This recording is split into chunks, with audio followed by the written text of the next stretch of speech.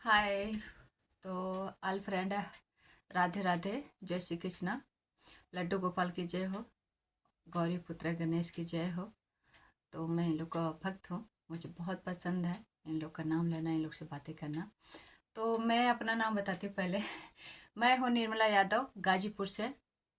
मेरा जन्म भूमि गाजीपुर है, कर्म भूमि लखनऊ है। मैं 2008 से लखनऊ वासी हो चुकी हूँ। तो आज डेट है 20 दिसंबर 2025, यानी साल का लास्ट है। तो आइए, मैं आप लोग को ये बीच में अपना कुछ बातें लेके आ रही हूँ, अपने दिल की बातें। तो मैं दिल की बातें करना चाहूँगी, आप लोग के बीच अपना रखना चाहूँगी। तो पहले तो बातें करिए, बातें करते हैं अपने घर में। हमारे घर में आ, हमारे पेरेंट्स नहीं हैं, और आई एम ए डाइवोर्सी। मेरा डिवोर्स हुआ है। 5 साल की उम्र में मेरी शादी हो गई थी, बाल विवाह जिसको कहते हैं। शादी हुई है कि नहीं मुझे नहीं पता है, क्योंकि मंडप लगे थे, हल्दी लगे थे, बारात आई थी कि ये नहीं मुझे ज्ञात है। 5 साल की बच्ची थी मैं। बस हाँ, जैसे हम बड़े थे, वो बड़े हुए तो लोगों ने बोला घर वालों की तेरी शादी हो चुकी है बचपन में, जब तू 5 साल की थी तभी हो गई थी। तो उस रस्मों को निभाना होगा। तो बाकी आगे का चीज़ें नहीं बताएंगे, हमने निभाने की कोशिश भी किया चीज़ें।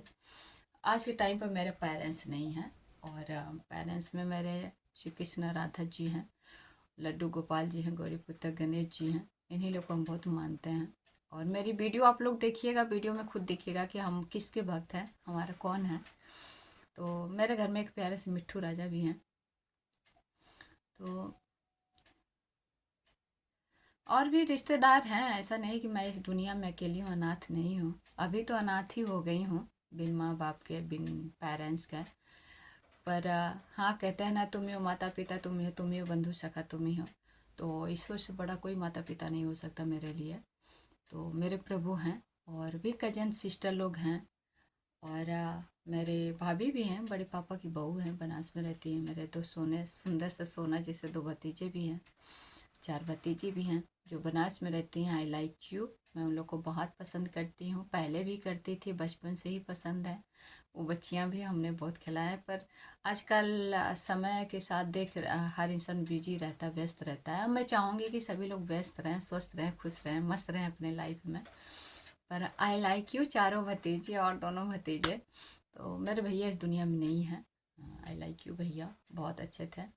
और अभी इस दुनिया में नहीं है। पापा भी नहीं है, बड़े पापा भी नहीं है। भाभी हैं, बच्चों को सेवा कर रही हैं, उनके साथ रह रही हैं। मतलब उनको, भाई उनकी जिम्मेदारी है ना बच्चों का, तो जिम्मेदारी बखूबी उठा रही हैं। बहुत अच्छा लगा मुझे। अभी बड़े बेटे की उन्होंने शादी भी किया। आ, बहुत मैं खुश हूँ। आई लाइक यू भाभी, आई लव यू। तो दुल्हन को भी देखा, मस्त है। तो मेरी भाभी सास बन चुकी हैं, मुझे बहुत खुशी होता है। तो आई लाइक यू, मेरे दो प्यारे प्यारे भतीजे, दोनों रेलवे में हो चुके हैं। मुझे पहले तो एक भैया के स्थान पे हैं बड़े वाले, छोटे वाले अपने मेहनत से ही रेलवे में हुए हैं। तो थैंक यू, सैल्यूट है ऐसे भतीजों को। तो आइए, मैं अपना कुछ और भी बात रखूँगी। तो मैं हूँ बालिका वधू। बालिका वधू मतलब, अगर आप लोग समझते हैं, कुछ लोग नहीं समझते होंगे बालिका वधू क्या होता है, तो मैं बता रही हूँ कि बालिका वधू क्या होता है। मैं हूँ बालिका वधू। मेरा 5 साल की उम्र में शायद शादी हो गई थी, शायद इसलिए बोल रही हूँ क्योंकि मुझे ज्ञात नहीं है। जब मैं बड़ी हुई तो मेरे घर वालों ने बताया, जैसे मेरे पेरेंट्स ने बताया कि तुम्हारे भाई की शादी में ही तुम्हारी शादी हो गई थी। अब कैसे हुआ मुझे नहीं पता, क्योंकि 5 साल की थी मैं, मुझे ज्ञात नहीं है। लोगों ने सिंदूर सिर्फ डला दिया था, या हल्दी मेहंदी हुई है, या क्या हुआ मुझे, एक बच्ची को क्या पता, 5 साल की लड़की को। हाँ, बड़े हुई जब इन लोगों ने बोला कि तेरी शादी हो चुकी, तब मेरे पास मंगलसूत्र नहीं थे। मंगलसूत्र से शादी नहीं हुई है। तो इन लोगों ने दिया नहीं, कुछ ज्वेलरी दिए थे, पर उसमें मंगलसूत्र नहीं था। तो जो भी है, बोला कि आप शादीशुदा हैं, उस शादी को निभाना पड़ेगा। काफ़ी प्रॉब्लम्स भी आई थी शादियों की, क्योंकि हम बच्चे थे, और जिस घर में मेरी शादी हुई थी उस घर में कोई लेडीज़ नहीं थी, 5 पुरुष थे बस। अब उसमें खाना बनाने की ज़रूरत थी, उन लोगों के लिए नौकरानी की ज़रूरत थी। तो वो बार बार मेरे घर वालों को परेशान करते, टॉर्चर करते थे कि लड़की को विदा करिए, लड़की को विदा करिए, हमारी लड़की हमारे घर जाएगी, हमको खाना बनवाना, हमारे घर में कोई खाना बनाने वाला नहीं, ऐसा वर्ड बोलते थे। तो एक बार 7 साल की मैं हो चुकी थी, जब 5 साल में शादी, लोगों ने बताया 7 साल की हो चुकी थी, तो काफ़ी लड़ाई हुई। 7 साल की बच्ची को लेके जाने के लिए जिद कर रहे थे लोग खाना बनवाने के लिए। तो झगड़ा घर में हो गया था, पंचायती भी हुई थी, शादी टूट भी रही थी। टूट जाती मेरी अगर पापा ने मेरे को ना समझाते। तो एक बच्ची को पापा ने जो जो वर्ड समझाया था पंचायत में बोलने के लिए, वो शायद मैंने बोला था, मुझे तो ज्ञात नहीं है, पर पापा बताते रहे और बड़े होते रहे, तो ये सब सुनते हुए बड़ी हुई। तो याद है कि जो पापा ने बोला वो मैं पंचायत में बोली थी। तो शादी खैर नहीं टूटी, और फिर 15 साल बाद इन लोगों ने हमको वहाँ तक पहुँचा दिया। वो लोग आए, 2-4 लोग, उनके घर वाले, और हमको लेके चले गए। उस रिश्ते को मैंने बहुत निभाने का प्रयास किया, हमको बहुत लोगों ने टॉर्चर किया। एक तब मैं 15 साल की थी, और 15 साल की बच्ची पे 5-5 पुरुष थे, पाँचों ही गलत थे, किसी की नीयत सही नहीं थी।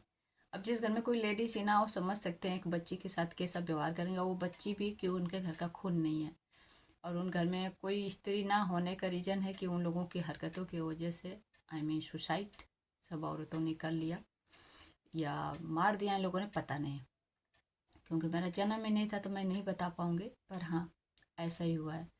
5 औरत ही एक सुसाइड की हैं उस घर में। तो ये मेरी दर्द की कहानी है।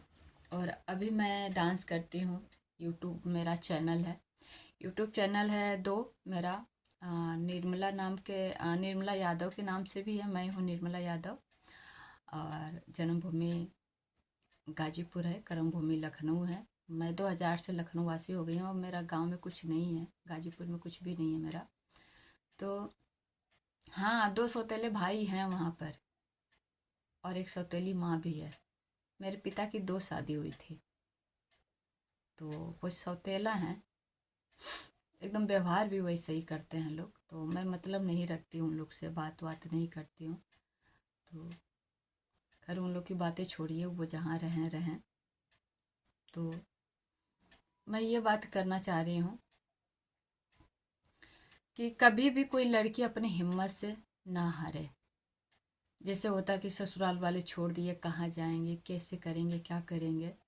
तो मैं यही बोलूँगी कि अब बाहर निकलो। सुसाइड वगैरह गांव में बहुत ज़्यादा लोग कर रहे हैं। एक बार हम शादी में गए हुए थे, गांव में शादी थी। तो उसी दिन एक 2 बच्चों की माँ थी, सुसाइड की थी, ट्रेन गाड़ी के नीचे कट गई थी। शायद मैं भी उस स्थान पर होती जहाँ पर मुझे लोगों ने टॉर्चर किया था, तो मैं नहीं जी पाती, आज हम जिंदा नहीं होते। तो मैं उन लड़कियों को कहूँगी कि अगर ससुराल वाले ऐसा मिलते हैं और मायके वाले भी नहीं अपनाते हैं, क्योंकि मायके वाले वैसे ही भी नहीं अपनाते हैं, हम जानते हैं। उनका एक ही सोच होती है कि ससुराल में मर जाओ पर मायके मत आना, हमारी इज्जत है। लोग थू थू थू थू करेंगे, इसकी बेटी छूट गई। तो क्योंकि हमने देखा है, अपने साथ एक्सपीरियंस है मेरा। मैं उन लड़कियों को बोलूँगी कि आप लोग बाहर निकल जाना, चाहे बनारस निकलना, कहीं भी किसी भी शहर में निकल जाना। शहर में पता है, आप ना किराए पर रहकर भी अपना जीवन जी सकते हो। देखिए, मैं खाना बनाने के लिए, एक बार मेरी तबीयत ख़राब थी, तो मैं खाना बनाने के लिए काम वाले ढूँढ रही थी। तो काम के लिए मैंने बात किया था, तो उन्होंने कहा था कि 5,000 लूँगी मैं। तो सोचिए, एक आदमी का 5,000 खाने का मांग रहे थे। खैर इतना नहीं है, 5,000 नहीं है, एक इंसान पर 2,000 रुपया लेते हैं, कोई 2,000 लेता है, कोई 1,200 लेता है। जैसे फैमिली होती है, अगर ज़्यादा घर में फैमिली है तो 1,200 एक इंसान पर रखते हैं। अगर 2 हैं तो 2,000 के हिसाब से रखते हैं, ताकि उनका खाना बनाना उतना ही तो कुछ निकल जाए। तो आप लोग ना शहर में रहकर कम से कम 15,000 रुपये महीने का कमा सकते हो, ज़्यादा ही कमा सकते हो। अगर आपकी एक्टिविटी बहुत अच्छी है, बॉडी का दौड़ भाग बहुत तेज कर लेते हो, तो डबल ड्यूटी करके ज़्यादा कमा सकते हो। मॉल में कमा सकते हो, घर में खाना बना के कर सकते हो। नहीं कुछ आता, पढ़े लिखे नहीं, तो झाड़ू पोछा करके कर सकते हो। पर हाँ, अपना जीवन जी सकते हो। जीवन को नष्ट नहीं करना है, एक बार जीवन मिला है, इसको जीना है। तो जब आप खुद सोचना कि ससुराल में 10 परिवार को आप लोग बना के खिला सकते हो, मायके में सबको सबका काम करते हो, तो अपने लिए नहीं कर सकते क्या? अपने लिए हम किसी घर में खाना नहीं बना सकते? उतना 10 लोग का आप खाना बनाते हो, कुछ नहीं मिलता आपको, एक घर नहीं मिलता, एक रिस्पेक्ट नहीं मिलता है, कुछ नहीं आपको मिलता है, रुपए नहीं, पैसे नहीं मिलते हैं, सैलरी नहीं मिलती है। और वही खाना अगर हम किसी के घर में बनाएंगे तो हमको सैलरी मिलती है ना। तो ऐसे अपना जीवन जी लेना मेरी बहनों। कभी सुसाइड मत करना, कभी मरना नहीं। देखो मैं भी हूँ, मेरे साथ तो उस सौतेले भाइयों ने बहुत बुरा, सौतेली माँ सौतेली भाई ने बहुत बुरा किया है, जो नहीं होना चाहिए उन लोगों ने मेरे साथ किया। तो फिर भी मैं ज़िंदा हूँ। तो ऐसे ही मैं बोलूँगी कि हर महिलाओं के लिए कि कभी निराश मत होना, कमज़ोर मत होना। आप इतना बस सोचना कि आप ससुराल में सबको बना के खिला सकते हो, तो खुद के लिए क्या नहीं कर सकते? कर सकते मेरी बहन। एक ठेलिया रख के सब्जी बेच के जी सकती हो, और उससे ठेलिया से सब्जी बेच के सिर्फ अपने लिए कमाओगे। वो 10 को बना के सुबह सुबह 4 बजे उठ के खिलाना नहीं पड़ेगा आपको। खुद के लिए करो। तो मैं इसीलिए बोल रही हूँ, जो रिश्ते टूट रहे हैं उसको बचाने के लिए भी मैंने वीडियो डाला है, और फिर उसके लिए डालूंगी कि जो प्रताड़ित होती हैं उनके लिए ये मैंने जरिया बताया कि ससुराल में जो प्रताड़ित होती हैं, मारी जाती है, पीटी जाती है, खाना नहीं दिया जाता, उनको बहुत टॉर्चर किया जाता है, फिर भी वो कहीं जा नहीं पाती हैं। निकल जाओ ऐसे घरों से सब लोग, आओ बाहर निकल के शहरों में। और शहर में पता है 3,000 रुपये का किराए का मकान ले सकते हो, 2500 का ले सकते हो। लैट्रिन बाथरूम अटैच मिल जाता है। ये भी नहीं कि वो मुंबई वाली हालत हो कि नहीं एक ही में 10 लोग हैं लाइन लगाना, ऐसा कुछ नहीं होता मेरी बहन। 3,000 रुपया दो, लैट्रिन बाथरूम अटैच मिल जाता है बहुत अच्छे से। और 15,000 रुपया कमाओगे, 3,000 रुपया आप उसको दोगे, 2-3 ढाई हज़ार रुपया में अपना खर्चा, एक लिमिट में खर्चा निकालोगे, कुछ दिन में अपना घर भी बनवा लोगे किस्तों पर। तो आई मीन नो सुसाइड, इसके लिए मैं वीडियो बना रही हूँ। तो धन्यवाद। मैं हूँ डायबोशी। मैं नीरू लल्ला, उस बालिका वधू को, जो बालिका वधू मैं हूँ, और मैंने उस शादी को खंडित कर चुकी हूँ अपना। 2018 मैंने डाइवोर्स फाइल किया था। केस मैं 2016 से लड़ रही हूँ। फिर लोगों ने कहा एक दो मौका दो, क्या पता सब सुधर जाए, साले नहीं सुधरे, तो मैंने 2018 में डाइवोर्स फाइल कर दिया था। तो अभी भी मेरा कुछ केस चल रहा है, कुछ चीज़ें चल रही है, तो और चलेगी भी। मैं समझौता नहीं करने वाली हूँ, सबक तो सिखा के ही रहूँगी मैं। चलो, बहुत पैसे वाले हो तुम लोग ना, लड़ो केस। तो कोई नहीं। और मैंने सोच भी रखा है कि अगर मैं डाइवोर्सी हूँ, बालिका वधू भी हूँ, और भी कुछ चीज़ें सच्चाई कुछ है, मैं हर चीज़ नहीं अपनी रखूँगी लाइव पर, क्योंकि जो आएगा मेरी लाइफ में तो मैं उससे बताऊंगी। अगर कोई लड़का ऐसा है जिसे एक बच्चे होते हैं कभी कभी, कि एक बच्चा हो, पत्नी एक्सपायर कर जाती हैं, तो उनके लिए अगर एक बेहतर माँ ढूंढता है इंसान, भाई यंग है तो एक अच्छी पत्नी, एक अच्छी माँ तो ढूंढता है।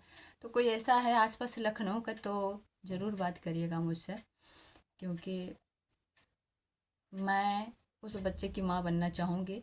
अगर वो दारू ना पीता हो लड़का, यानी मुझे वैसा लड़का चाहिए जो मांस मछली ना खाता हो, मटन वगैरह ना खाता हो, दारू ना पीता, गुटखा स्मोकिंग ये सब ना करता हो, कोई इस टाइप का कोई पूजा पाठ वाला लड़का हो, क्योंकि मैं लड्डू गोपाल के और कान्हा जी की दीवानी हूँ। तो इन चीज़ों से कोई अगर साफ सुथरा है और अच्छी बेहतर जीवन साथी का तलाश है, जीवन साथी लाइफ में ना हो, तो ज़रूर बात करिएगा मेरे से।